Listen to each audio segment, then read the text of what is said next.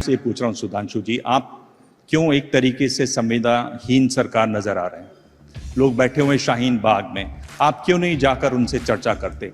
देखिए कि यूपीए की जब सरकार थी 2011 में, बाबा रामदेव का रामलीला मैदान में बड़ा आंदोलन चल रहा था, अन्ना का आंदोलन चल रहा था, तो लोग गए थे, मंत्रियों का पूरा समूह गया था उनसे बातचीत करने के लिए। बातचीत हुई, जो हुआ आपको मालूम है।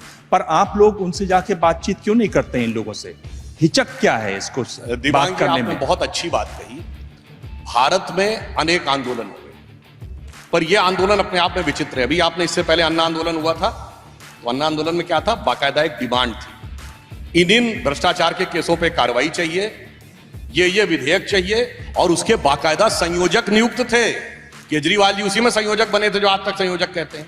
ठीक, उससे पहले राम मंदिर आंदोलन हुआ तो बाबरी मस्जिद एक्शन कमेटी भी थी, कि राम जन्मभूमि न्यास भी था, एक फोरम भी था, एक डिमांड भी थी। जब इमरजेंसी में आंदोलन हुआ जेपी का, तो जेपी उसके संयोजक थे, डिमांड भी थी, एक संयोजकत्व भी था। आजादी से पहले चले जाइए, साइमन कमीशन का आंदोलन तो एक डिमांड थी, रोलेट एक्ट तो एक डिमांड थी, सविनय अवज्ञा आंदोलन एक डिमांड थी। यहां विचित्र आंदोलन है, न डिमांड है लिखित में, न कौन रिप्रेजेंटेटिव है ये पता, हवा में बात कर लो, न कागज पे कुछ, न जमीन पे कुछ।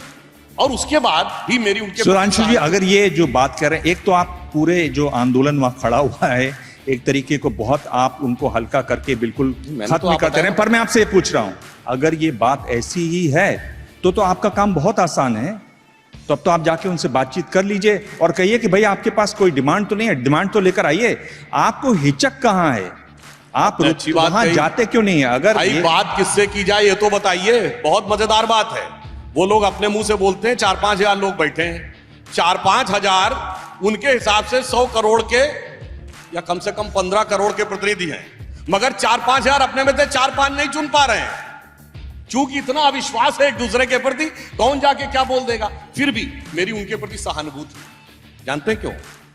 क्योंकि जो पार्टी गई शाहीन बाग में, जिनके नेता गए, उनकी तो 67 सीटों पर जमानत जब्त हो गई दिल्ली में, और जो गया नहीं उसने कहा मैं तो हनुमान चालीसा पढ़ूंगा, 100 बार गरज हो तो वोट देना, नहीं तो मेरे ठेंगे पे। और उसके बाद वो जीत गए। जलवे से अमानतुल्लाह खां 73,000 से जीते और अभी भी नहीं आ रहे हैं उनके पास, नहीं जा रहे हैं दिल्ली विधानसभा में उठाने। तो उनके ऊपर तो मुझे एक लाइन याद आती है, पुराना गीत है, आपने सुना होगा, रहा गर्दिशों में हरदम मेरे इश्क का सितारा।